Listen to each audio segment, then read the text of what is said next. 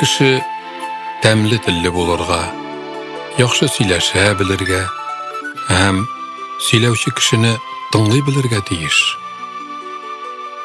Әй улым, дөресен сөйләргә тырыш. Туры сүзле кеше булып дан казан. Ялганчы дигән яман атың чыкмасын. Әгәр дөрес сүз булып та ул кеше ышанмаслык, ялганга охшаган сүз булса, аны сөйләмәвең хәерлерәк. Дөрескә охшаган ялган сүз, ялганга охшаган дөрес сүздән яхшырак. Чөнки андый ялган сүз яхшы, дөрес сүз буларак кабул ителә. Кабул ителми торган дөрес сүзне сөйләүдән сакланырга кирәк. Хикаят. Аллаһ Тәгаләнең фарызлары өстемдә бар иде. Хаҗдан башкасын үтәп килдем. Ходаем анысын да насыйп итте. Хаҗга да барып кайттым. Кайтканнан соң яу чабу теләге уянды. Моңарчы да күп тапкырлар Һиндстанга яу белән барган идем. Аннан соң Рум иленә яу чабарга ниятләдем. Зур әзерлекләрне күргәннән соң Күһстаннан Рум иленә юнәлдем.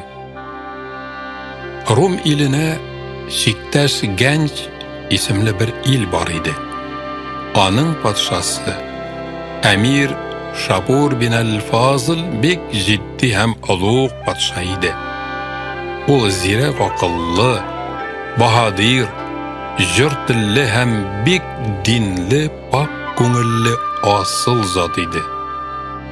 Аның башкарган эшләре дә дөрес иде. Шулай бер көнне ул мине юлда очратып, үзенә кунакка чакырды.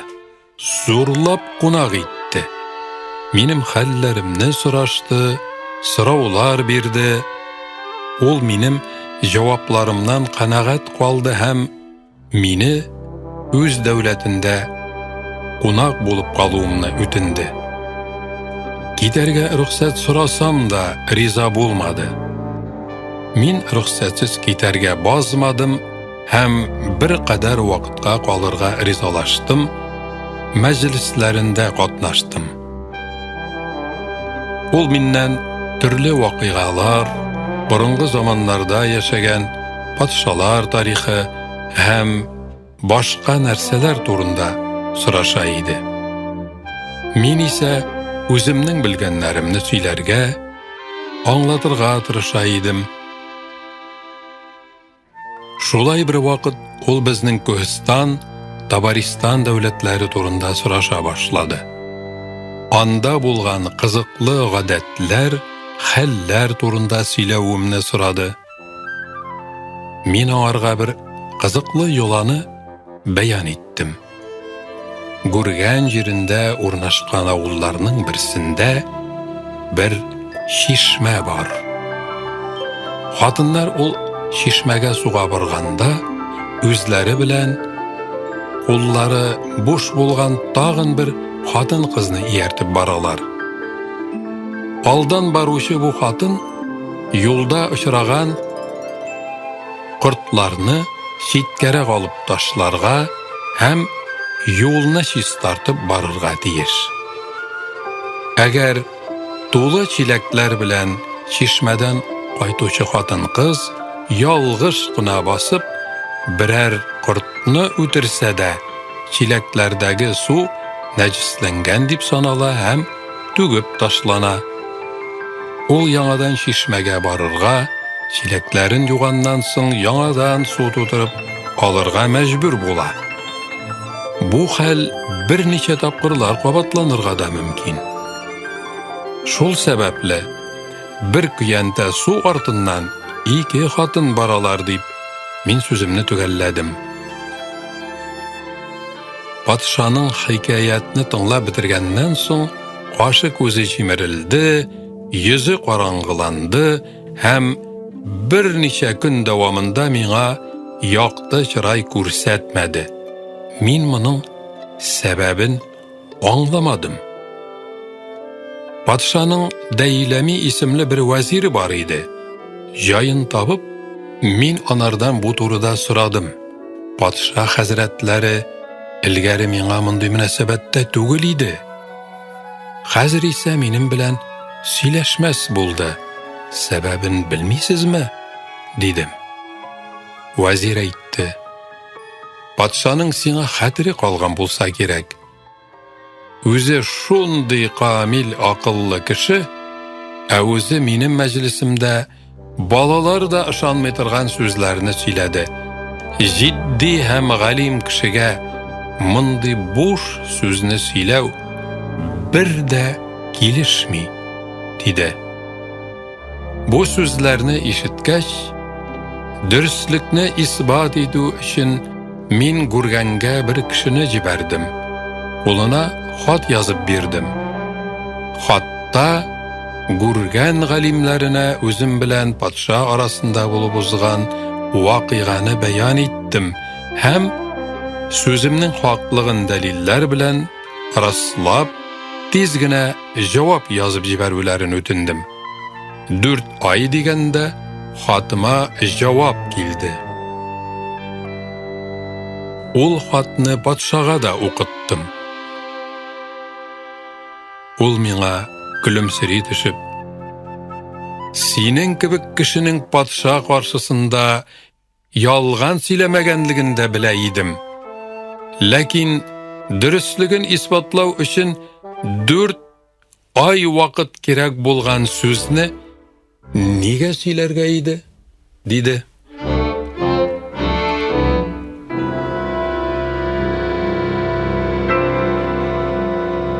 Ey oğlum, kişiler 3 türlü bulgan kibik söyley turgan sözler de 4 türlü bula. Bar şunday kişiler özü köp bile hem bilgenligin de tanıy. Manası galim kişi. İkincisi bek köpni bile. Lakin özünün bilgenin anlamay, manası yıklagan kişi. Anı uyatırga gerek. Üçüncüsü özü bilmey. Lakin özünün bilmegenligin de tanımay. Manası cahil kişi bulur. Andy kişiden yırağırak bulganın yaxşı. Silene turgan sözler 4 türlü bula deydik. Birinçileri bilirge de, silerge de yaramay turganları. İkinçileri bilirge hem silerge yaraganları. Üçüncüleri silerge yarasa da, bilirge mecburi bulmaganları. Dörtüncüleri bilirge yarıy, lakin silerge yaramay turganları. Alarını tağın ayırıp anlatırga bula. Birincisi, bilmede, silemede degeni şunday sözler. Anı silesen, dinine hem dünya işlerine zarar gelir. Munday sözüne silevden tıyılırga gerek. Çünkü anı yalgan dip atıylar. İkincisi, bil de, sile de degeni, kişinin dinine de yarıy, dünya işleri içinde faydalı bulgan sözler, aları dürüst sözler. Bu sözlerinin silevişige de, tınlavışıga da faydası diyer. Üçüncüsü, silerge yaragan, lakin bilirge zaruri bulmagan sözler. Hak Tağala'nın Kur'an'da buyurgan sözleri. Dıştan qaraganda mağnaları türlü, ama aytilişleri oxşaş bulgan sözlerini galimler türlüçe tefsir eteler. Bu sözlerinin şın mağnaların Allah Tağala'nın özünden başka birev de bilmey. Şuna göre bu ayetlerini okup, tiren mağnaların bilu hiç mecburi tugul. Dörtінші, bilsen yarıy, lakin söylerge yaramay turgan sözler. Mesela, bir törenin, яисә якын дустыңның берәр гаебе сиңа мәгълүм була. Түрәнең гаебен ачып салсаң, ул сиңа ачу саклар. Әгәр дустың булса, ул сиңа үпкәләр. Димәк, ике очракта да үз башыңа зур хәсрәт алырсың, гауга чыгуга сәбәпче булырсың. Шулай булгач, бу сүзне белсәң дә сөйләргә кирәкмәс. Сиңа бәян иткән сүзләрнең тагын ике ягы бар, яхшы ягы һәм начар ягы. Халык алдында чыгыш ясаганда сүзләрнең халыкка барып җитсен дисәң мөмкин кадәр матур һәм дөрес итеп сөйлә. Борынгылар әйткәннәр, кешенең дәрәҗәсен аның сөйләгән сүзеннән танып белергә була. Кеше сүзне танытмый, сөйләгән сүзләре кешене таныта. Хәзрәт Гали Кәрамуллаһ әйткән: «Әл-мар'у мәхҗүбун тахта лисаниһи». Ягъни, сүзенә карап адамның кем икәнлеге, нинди мәртәбәгә ия булуы мәгълүм булыр. Әй улым, сүзнең урынын белеп сөйлә. Кирәксез урында сүз сөйләүдән саклан. Сөйләшкәндә кычкырып сөйләшмә, матур итеп сөйләш. Шул чакта тыңлаучыга да, үзеңнең җаныңа да рәхәт булыр. Бер сүз белән кешенең күңелен көйдереп алырга яисә сөйдерергә дә мөмкин булуын исеңнән чыгарма.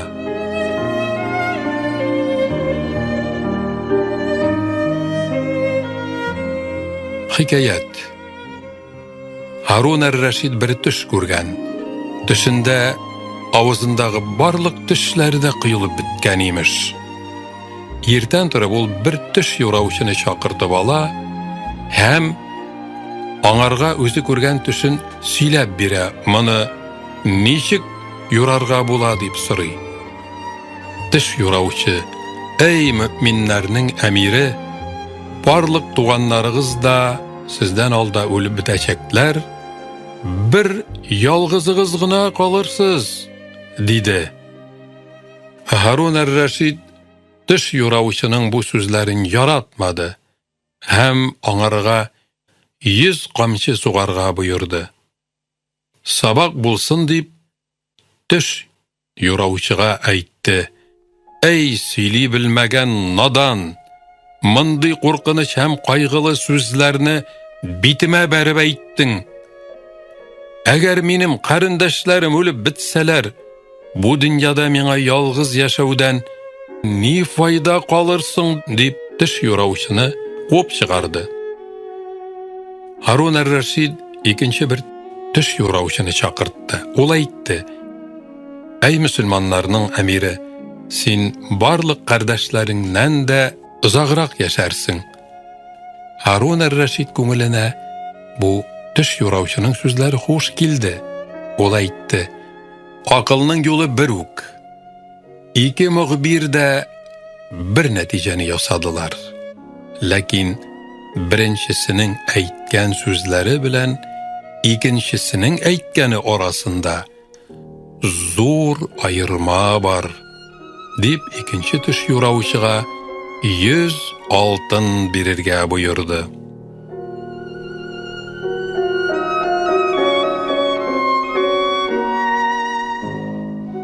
Әй улым, сөйләгән сүзләреңнең мәгънәләрен белмичә сөйләсәң, тутый кошка охшап калырсың. Тутый кош үзе сөйли, әмма нәрсә сөйләгәнен белми. Әгәр борчулы вакытыңда синнән нәрсә дә булса сорасалар, сабырлык белән җавап бир.